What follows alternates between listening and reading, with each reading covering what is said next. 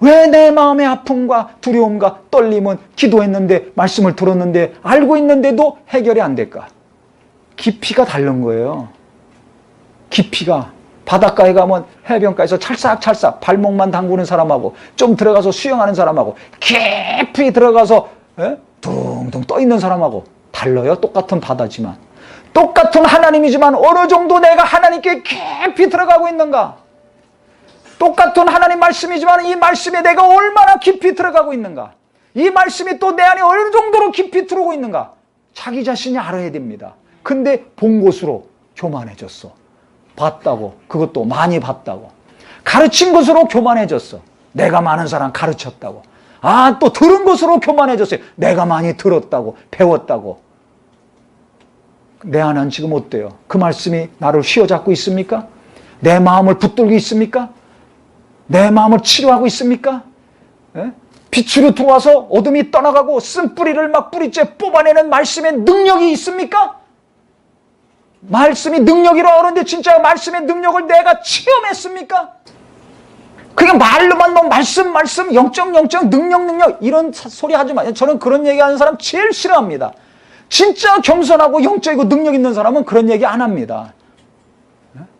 할 필요가 없는 거예요. 왜?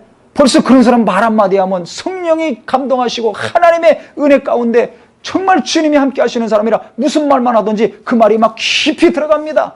남편 속에 깊이 들어가서 남편을 변화시킵니다. 자식 속에 깊이 들어가서 자식을 위로하고 변화시킵니다. 몇 마디만 해드려도 깊이 들어가서 꽂혀가지고 몇십 년이 가도 잊어먹지 않고 그것을 기억합니다.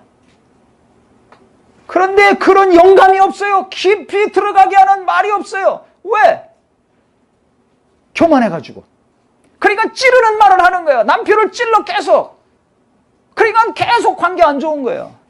자식을 위한다고 말하면서 계속 자식을 찔러. 자식 죽이는 일만 하는 거죠. 아, 양육한다고 뭐 성도를 도운다고 하면서 아, 당신 회개해야 돼요. 아, 이건 이렇게 해야 되고 저렇게 해야 되고 계속 정죄하고 나는 안 그런데 너는 그러니까 너 똑바로 해라. 찌르고만 있네. 다 도망가죠. 누가 은혜 받아. 근데 그걸 몰라요. 자기가 교만한지 모르니까 계속 그 짓을 하고 있는 겁니다. 겸손해서 성령으로 하나님 말씀을 체험하고 위로받고 생명을 얻고 빛 가운데 있는 사람은 어떻게 해요? 똑같은 사람을 만나더라도 하나님 말씀과 하나님의 지혜와 영혼을 궁일이 여기는 마음으로 말하니까 무슨 말을 하든지 그 사람이 마음이 평안해져. 마음이 열려. 귀를 기울여. 그 말을 들어. 아이들이 엄마 말을 들어. 남편이 아내 말을 들어. 목사님 말을 듣고 성도의 말을 듣고 그러고 같이 따라 같이 기도해. 변화되는 게. 말을 잘 듣느냐 안 듣느냐 이거 중요합니다.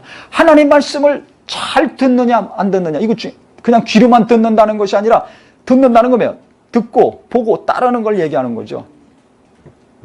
우리는 듣고 보기만 하고 순종을 안 하자니 따르질 않아요. 그러니까 헛믿음이에요. 솔직히 말씀드리면 아 내가 몇 년 다녔는데 아 뭐 몇 년 동안 뭐 했는데 어쩌고 저쩌고 다 웃기는 얘기예요.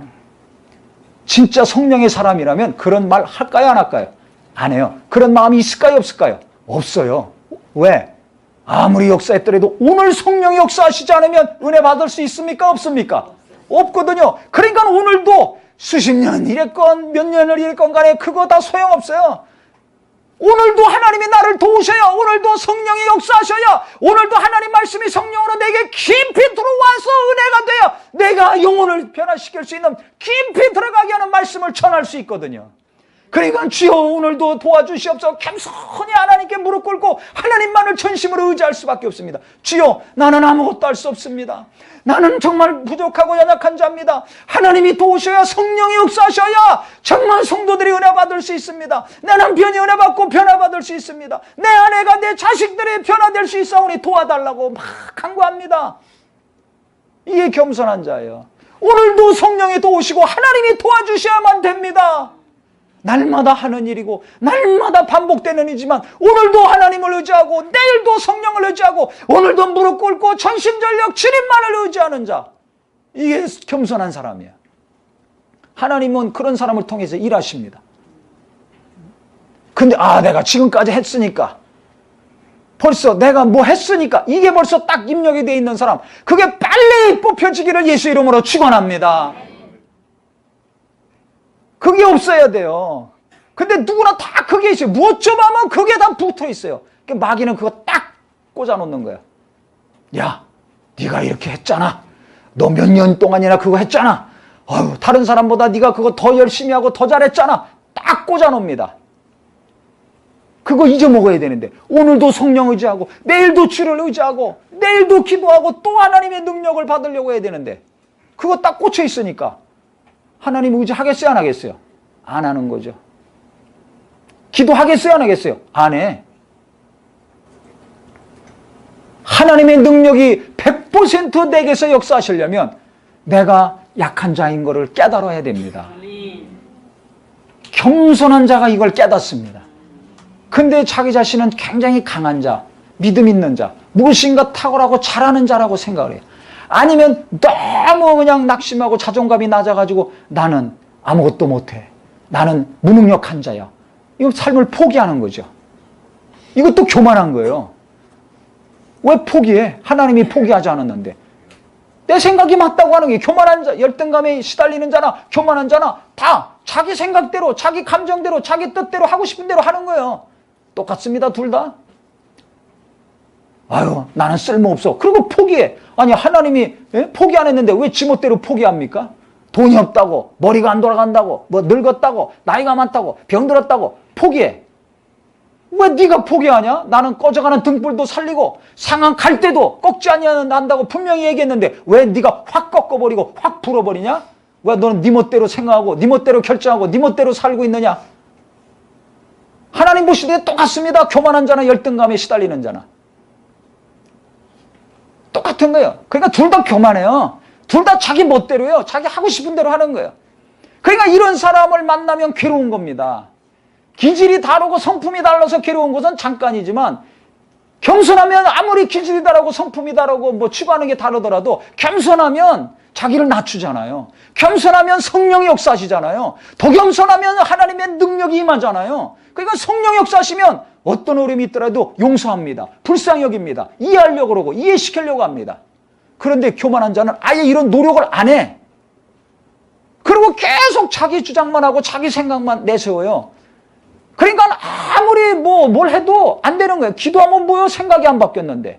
아무리 성경 많이 알면 뭐예요? 그것이 가치관이 안 바뀌었는데. 계속 자기만 옳다고 그러는데 어떻게 이게 돼요? 해결이 안 되는 겁니다. 그러니까 기질이 다르고 성품이 다르고 뭐 성별이 다르고 체험이 다르고 그건 누구나 다를 수밖에 없어요. 그런데 누구 안에 있으면 하나가 될 수 있다고요? 예수 안에 있으면. 근데 내가 지금 예수와 하나가 돼 있습니까?